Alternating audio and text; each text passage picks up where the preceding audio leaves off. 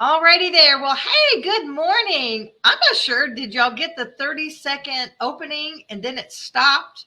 And then, anyway, it's always a challenge. It's always an interesting thing every Tuesday morning. So I am just glad that you are here. And I love to know who you are, that you're watching, and where do you live. So if you're in the Kansas City area, if you're in Las Vegas, maybe California, you could be on the East Coast, or maybe you're even in Canada, or we have a couple ladies in our group.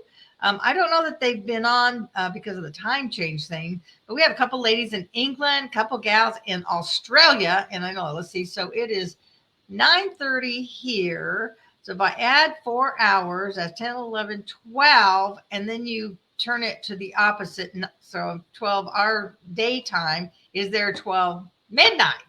So anyway, somebody taught me that. Probably Misty Hinkle. That's how to figure out what time zone she's in and what time of the day it is for her. But in any case, where are you and where are you watching from? So I want to also we're continuing to talk about attitude, because I think attitude makes such a difference in your life. We did a few weeks and then we did a little stop, and we had Alicia on last week. And thank you all for your great comments and support of her. I've heard from several of you who the story really touched you. That one person that I heard from, they don't have it in their immediate family, but their extended family, they have a couple of alcoholics, and trying to be supportive of them without enabling them. And that's the really hard part. Sometimes we just have to be tough. And I'm not so sure if that's where the whole expression of tough love came from, is very often thought of around the whole addiction side of the story. So, but it is kind of a rainy, cloudy day here in the Kansas City area. And all right, woo, woo, go Chiefs. I should have changed the background. Maybe I'll do that by next week, because it was it was quite a good game the other day. And it's really fun to watch and cheer on your team. So if you're not a Chiefs fan, well, I'm sorry if your team didn't win. But if you are, like, yay, we're celebrating here.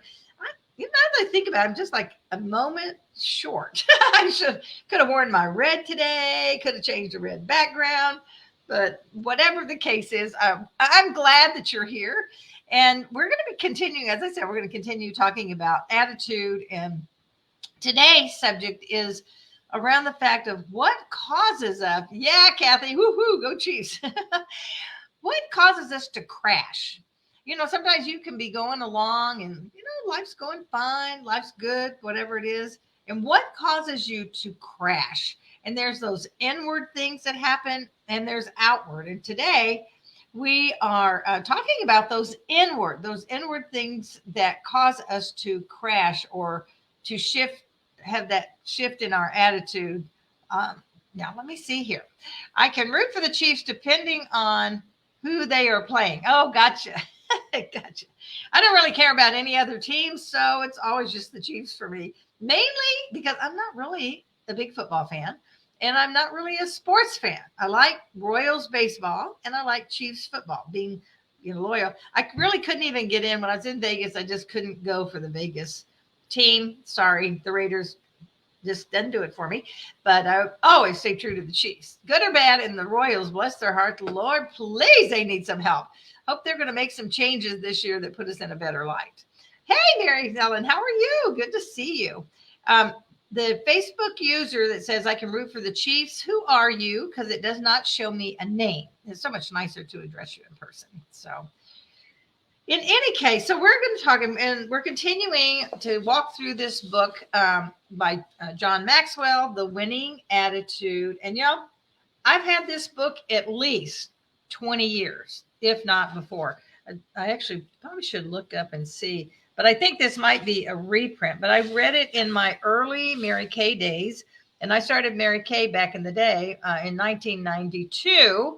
And although I'm not actively working it anymore, my years in Mary Kay did so much for me. It was my training ground. It was my confidence builder. And I think very often direct sales can be that. because there usually are a lot of mentors when you start out that you can learn from, you can get better from, and we just have to be flexible and have an open attitude about things. So let me see here. This says, um, I am looking previously published as your attitude in 1984. Oh my gosh, that's even longer than I thought. So that was a long time. So all of the concepts in here, y'all, are the same, and they're nothing new. Let me just say, there's nothing new that you haven't heard before in this book. But sometimes we have to hear things over and over, or we start slipping down, or something changes in our life, those various shifts that happen. And we have to realign, we have to re-examine things. And that's what the book has done for me. I think I told y'all in the first week, right after the first of the year, that we were emptying the boxes, putting all our books in the bookshelves here in our new house. And I came across it and I thought, I haven't read that in so long.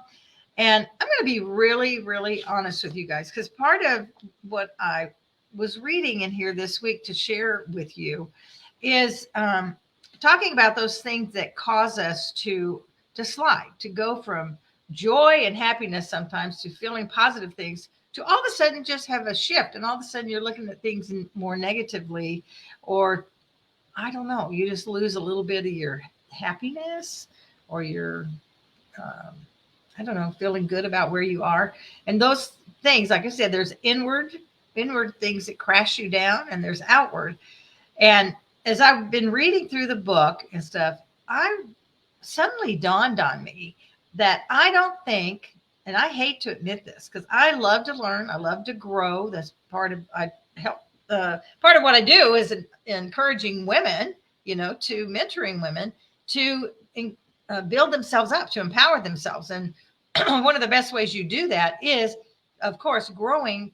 But by reading things that are uplifting, reading things that help you grow and get out of a rut, maybe you're in a rut.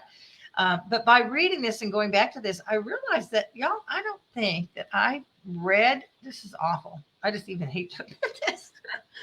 Oh, I don't think I read even one self-help book, inspirational book, all last year. Now, I might have in the early part of the year. I'm not quite sure because I didn't go back to see what it might have been.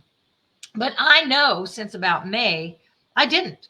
I was caught up in, the first part of the year I was caught up in planning the event that did not take place. And then we got into moving and looking for houses and all of those kind of things. And all of that, that's where I put my focus. So I wasn't focusing on growing and expanding my mind or any of those things. And it made a difference. And I'm going to talk, some of the things I'm going to talk about that were in this chapter today really gave me a really aha moment. It's like, oh my gosh, Delinda, you slipped down. I really got into some discouragement that I really didn't know or hadn't paid attention to through this whole series. And I think basically I was so caught up in being busy. Okay. Do y'all know what I'm talking about? When you're so busy, you can't or you don't do anything else. It gives you that excuse not to do something that you want to do, not to do something God wants you to do. Like, I'm just too busy, God, I'll do that later. I don't know if y'all ever encourage that. So, or if y'all experience that is what I mean. So let me see who's here on the site. We have Lisa, good morning. Getting overwhelmed better now at reframing. Yes. And I think that's really, I love that word, Lisa, because we do have to reframe things, because sometimes the way we think about them is what gives us our attitude about it. But sometimes we just need to look at it differently. And hey, Andrea, don't know why it's showing who I am. Football, baseball, rodeo, bull riding. Well, that's pretty cool. That'd be a great question, you guys. What are some things you really enjoy from the sports scene? And put it up on the board and give me your name. So thanks, Andrea, for telling us who you are. And welcome. Glad you're here. So as I open up the book here, so some of the things that he talks about, and basically that there are three in this chapter. He's talking about three the crash from within. And the first one is fear. Okay. Fear of failure more than anything is what he talks about. But it is fear. Fear is that thing that gets inside us and starts eating away at us. Fear of all the what ifs. I'm going to go and explain these in more detail as we go along. The second is the dread of discouragement. And that's where I realized I've been through that. And Lisa is well aware, because she and I were having a conversation a week or two ago. And I think I know that I said it out loud to her, but it was the first time I had thought about it. It was the first time that I realized what had happened. It just slipped in on me, that feeling, that discouragement. And I said to her, I said, you know what? I think I've just been really discouraged. And it was discouraged about the event not happening last year. And here's the truth, you guys. If probably the timing was great not to have it because we did the move and all that. But whatever the reason, not God's will at that time, all these things that we can say, but I allowed that event to discourage me. And although I didn't think of it out loud, I didn't say those words to myself, not till I said them to Lisa a week or so ago, did I realize that it had really affected me more than I had initially thought. So it's easy to get into that. And I will talk about that a little bit more too. And then the third one, where's my number 3? Oh yeah, struggle with sin. And sometimes we just allow sin to come in. And sometimes, y'all, because you know how sin is, disobedience, disobedience to what God's telling you, disobedience in general, or not doing. So there's disobedience, and then there's the, you're not doing anything wrong, but you're not doing what God's calling you to do. And that comes into, and that is sin. If we don't do what God says, or if I'm not saying that quite right this morning, but do y'all get it? Y'all understand what I'm talking about? So those 3 things are 3 things to watch for. If you see your attitude beginning to slip, or somebody, if you start hearing people say, so like, are you all right? It seems like things are a little different. Things are off. What's going on? Talk to me. And you're thinking, no, I'm fine. Isn't that the good answer for everything? I'm fine. Not a good answer. How about I'm great? And if you can't say I'm doing great, then figure out why. Because if your attitude is beginning to slip, if you're starting to look at things more negatively instead of from the positive side, it could be on the inside shift of one of these 3, the fear, the dread of discouragement, or the struggle with sin. If you have something in your life that you're struggling with, and here's the thing on all of these, we first have to identify it. We have to look at it and see what it is that may be holding you back, that's making that shift happen. So I'm going to put this over here for just a second. So when we talk about fear, so let's address the fear part first. Fear grabs us at all kinds of things. The fear of failure, the fear of what are other people going to say, the fear of just not being good enough, the fear that you don't have anything to say. And I'm going to, I'm just going to, I guess this is my confession morning to you guys, because once I realized some of these things, like, okay, well, I just have to tell you, I have to be real with you, because if I can't be real with you on the show, like, why have the show? We need to just be able to be honest with each other. And I always want you to know that. So one of the things that comes with the whole fear is just that fear of the what ifs. Well, what if I do it and it doesn't work? Or what if I do it and my business closes down? Or what if, here's a big one. This one happened to me in Nashville, Tennessee, back when my kids were young. I was doing lots of music back then. Just so many fun things. Nashville was a great place to live. We really enjoyed it. We were there 3 years, from 87 to 90. And I was actually had the opportunity to meet and to work with, to some degree, not a big degree. Okay, let me be real. But with some really famous musicians and things there, and was working on some projects. And I mean, the fear of what if grabbed me. It's like, well, what if? Well, what if I make it? What if this really happens? Instead of things like, woohoo, what if it really happens? Like, yay, then I'll be on, I'll be helping to provide for my family, I'll be having a great time, I'll be doing all the good what ifs. I went down the road of what if this happens and then I have to go on the road and then I won't see my family. And then I won't be able to see, Alicia and Justin and all the changes they're going to make because they were in kindergarten and second grade. So that's how young they were. And that fear of what if it happens? What if I am successful and now I can't be with my family? Or now, so I know that sounds probably maybe crazy, but fear of success is a definite because we think, well, can I really handle it?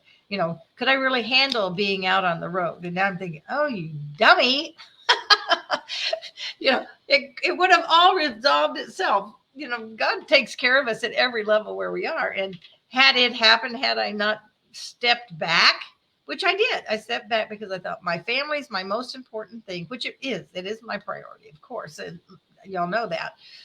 But that fear of not being there with my family, instead of realizing if success came, take them on the road with you. I mean, big deal. Homeschool them, do something. So many other options. And that's where that choice that I talk about comes. Are you going to allow the what ifs to take you over if it goes down a negative side? Are you going to allow that to make your choice as opposed to making the choices of hiring a nanny, take him on the road, those different things that can happen? So instead of us asking, well, what if this happens and I can't do X, Y, Z?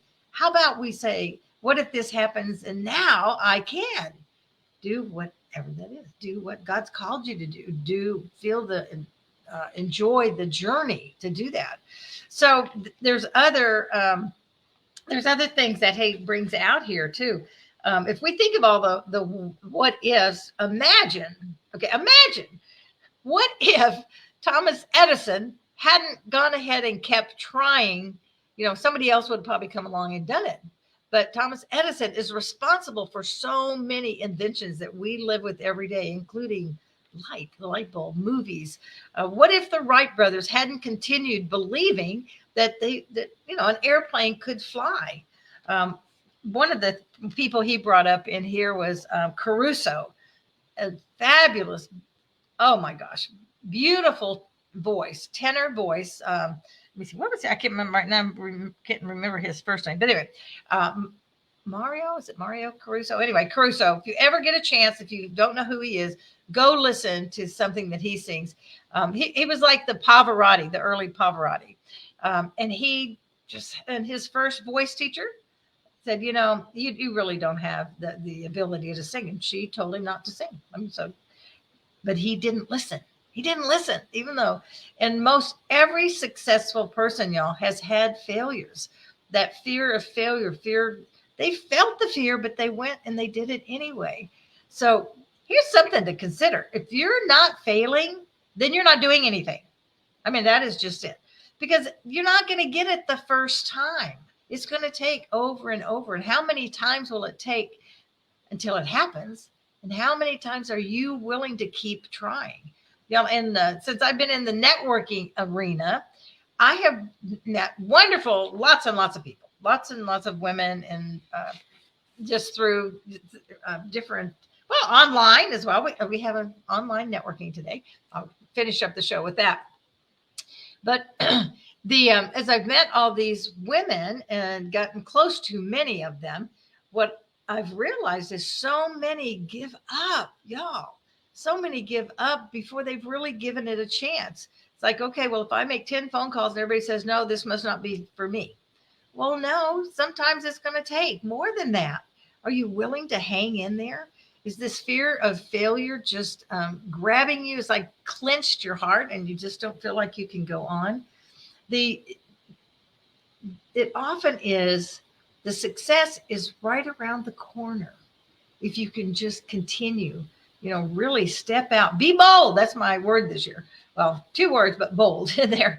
But be bold. Go ahead and do it anyway. Don't change. I've known some women who've changed at least 3 times just in the period of 4 or 5 years that I've known them that have changed 3 or 4 times what they're representing. And they're all wonderful products. I would venture to say, last year in particular, I heard about more different services and products than ever. But networking in the last 10 years has just shown me so many things I didn't even know were out there. They're amazing. I love it. And I try a lot of them because I like to find, I'm always looking for whatever, the next thing that might make my life better, easier, more healthier. So, don't give up. More than likely, you've picked a product that you like already. So the first clue would be, this is not a how to find what product to represent. But if you don't love the product yourself, you will not be successful. So let's just put that out there. If you're just doing it because you've been told you're going to make a lot of money, then just reevaluate and look at, whatever it is you're passionate about. And so for me, it's Mary Kay. I'm not working the business anymore, but I think it is a fabulous company. I'm still using the products. I've been using them for, 40, almost as old as the company is. So I've probably been using them for 50 years. I've been using them from early days of Mary Kay, right after I got out of college. Find a product that you are passionate about, that you love. You love what it does for you. You love how it helps other people, whatever that is. And then don't change just because things aren't coming your way right away.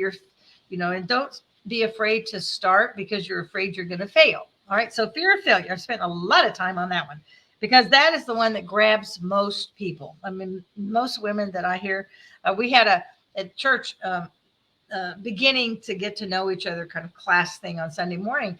And the question came up of what holds you back in this particular case, what holds you back from moving out on your passion? And around the table, that subject came up. Well, just fear that they're not worthy, fear that they don't really have the talents, fear of just so many things. I mean, you could probably make a list. And so for your own sake, I would say, spend a little bit of time asking yourself what it is you are afraid of. What fear? What is that? Name it. Because once you name it, then you can move past it. You really can. Don't let the fear hold you back. Just move through it and do it anyway. And if God's directing you that way, really do it anyway, because he's on the other side just waiting for you. He's already prepared the way. So you just have to move out and move towards it. Let me see what's being said over here. So someone said, couldn't that have been God's direction to keep you from an unknown? Not sure I understand what you're saying, but you mean if you don't move that way, feeling that God's keeping you from doing something that is not in your best interest. Is that what you mean there? And I would say in that case, because there are those times when when we feel like we want to move someplace or want to take an action. And if you don't feel God's prompting, I would say definitely don't do it. Only move.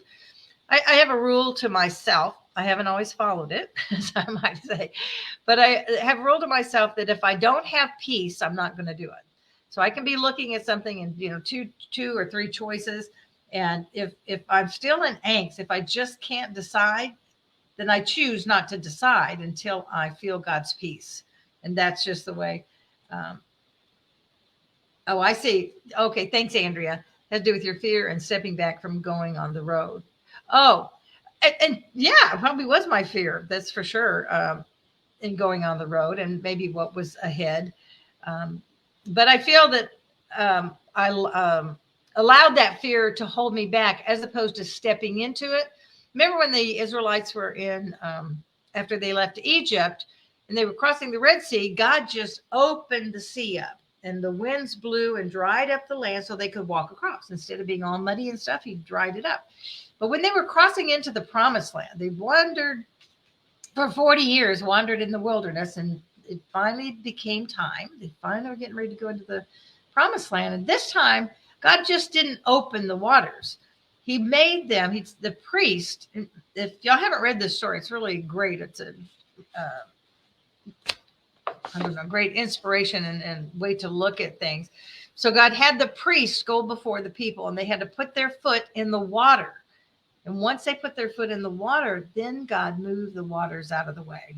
So sometimes We just have to, even though it's scary and even though there is the unknown, like you're talking about, Andrea, um, sometimes, and I will tell you, for me, that is how God works.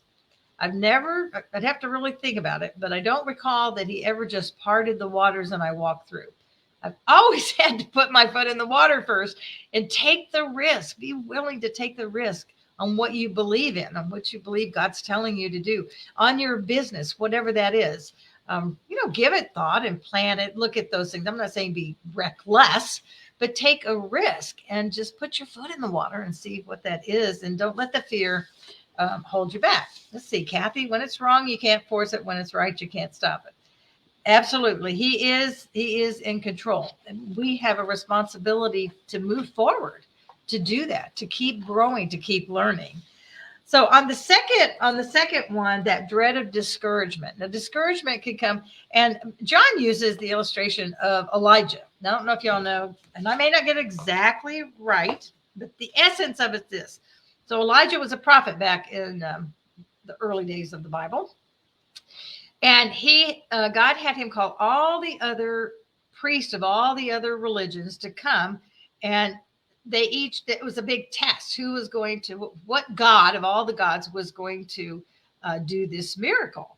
And they flooded, they poured water on all this wood. They were going to light the altar, and they poured water on it and stuff. And so then all the other gods, the other priests, tried to have their God, so not capital letters, their God, lighted on fire. And our God, who was in charge of it all and in control, did. And so all of those priests, and the fire just burned them all up. So Elijah was like on the high, like, oh God, you are so wonderful and powerful, and Lord, I love you and I praise you. And not much later in the next chapter, I think that was what happened in let's see, chapter 18. And then the next chapter, all of a sudden now he's like, have you ever noticed that sometimes after you go from a high, you kind of do that, like, kind of that letdown of all the energy and the just all that adrenaline that's going on when something great's happening. And then all of a sudden you kind of like, like kind of that letdown a little bit. And it's real easy for discouragement to come in at that point. And so that's exactly what happened to him. So he says, oh, they're all after me. Everybody hates me. He went and lived in a cave, so he escaped the world. And that's some of the things that we do when we get discouraged. We pull back. We want to hide. We don't want to talk to anybody. We want to just, I don't know, just pretend like whatever happened didn't happen.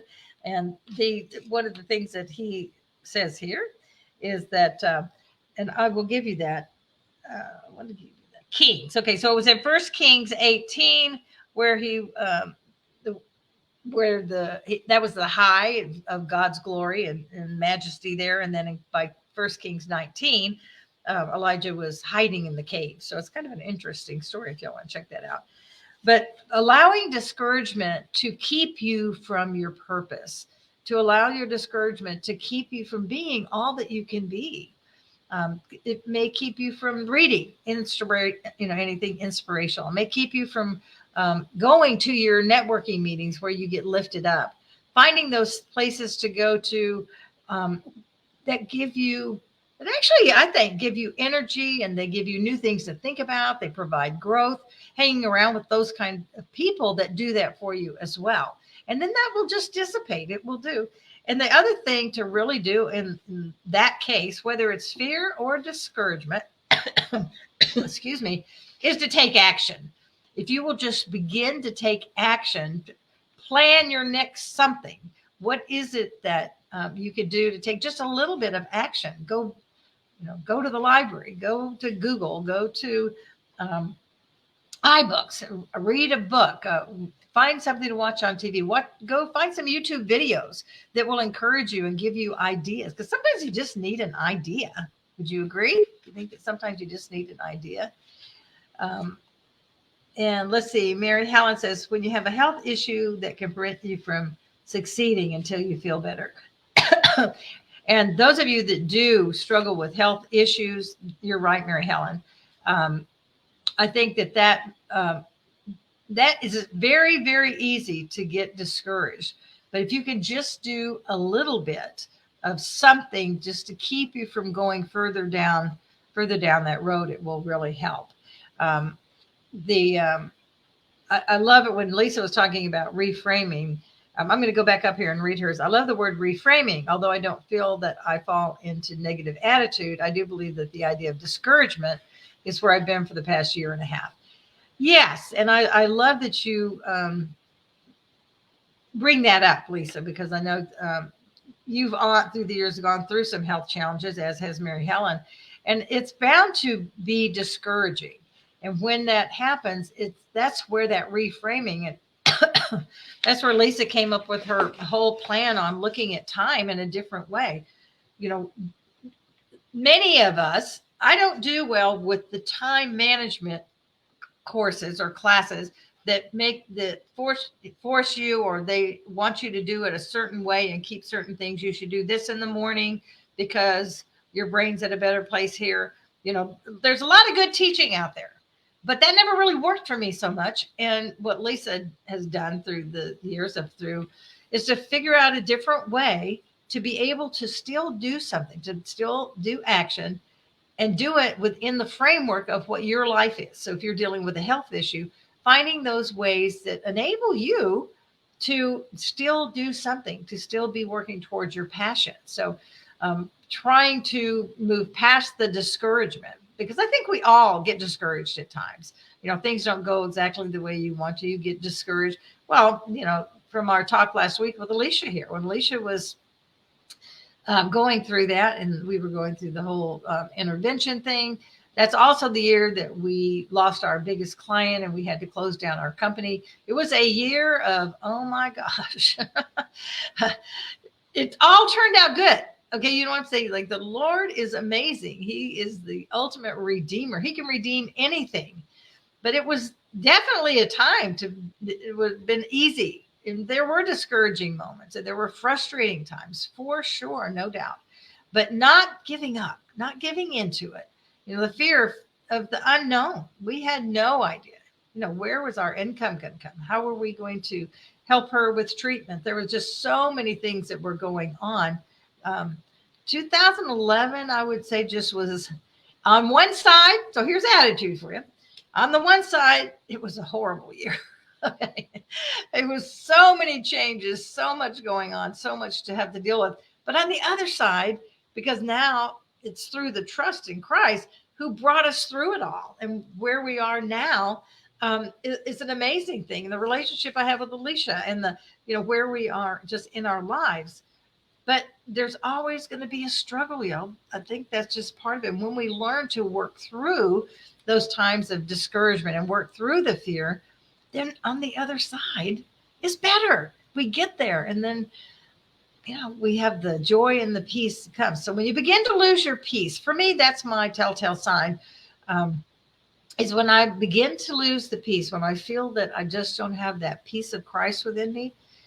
It's not that he changed, because his peace is still there, but it's me. Where did I shift? Where did I kind of go offline? Where did I allow the discouragement to come in? Where did I allow the fear maybe to come in?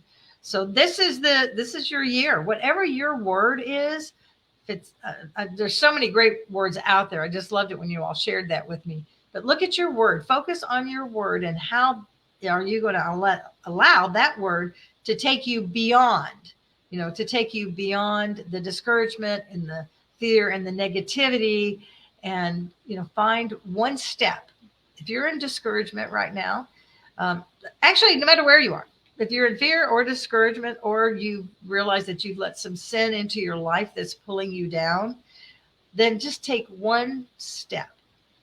One step today, one step tomorrow, and you will be better. You'll be on the road. You will have made the shift in that downward spiral to take you back up again. And it's a process, y'all. It's not going to have a chance. You're not going to wake up tomorrow and everything's going to be hunky-dory. That just doesn't work that way. But you will get better, and things will be, and maybe you didn't hit your goals that you had for 2023. Well, it's gone. It's over. Okay, let's be done with it. How are you going to do it? What's one thing you're going to do differently this year that's going to put you on the road to what you want? what you feel God's leading you towards? What are you passionate about? Those are all really, really good questions. And why do you do what you do? Why are you doing? Why are you working at that particular job? Why are you working at that um, on those particular projects? All right. Well, we are at the end of our time. It always goes so fast. I so appreciate you being here. I tell you every week because I do just so appreciate you very, very much that you take your time to be with us. And next week, we are going to talk about, we're going to take the next step in the journey of what are the outside forces that can cause us to crash and burn, so to speak. So those inner ones of the fear of failure, the fear of rejection, that you could probably list. It would be interesting to make a list of all the different fears that we can come up with. Because once we, like I said, once we name them, they're not quite so scary anymore.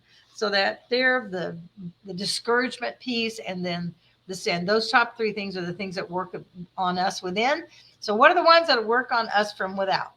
And I could say right off the bat, probably one of them has to do with our circumstances, our health issues, a variety of things. That's what we'll talk about next week. Thank y'all for being here. God bless you. I love you. And have a fabulous week. Remember that life is not a matter of chance. It is a matter of choice. So choose wisely.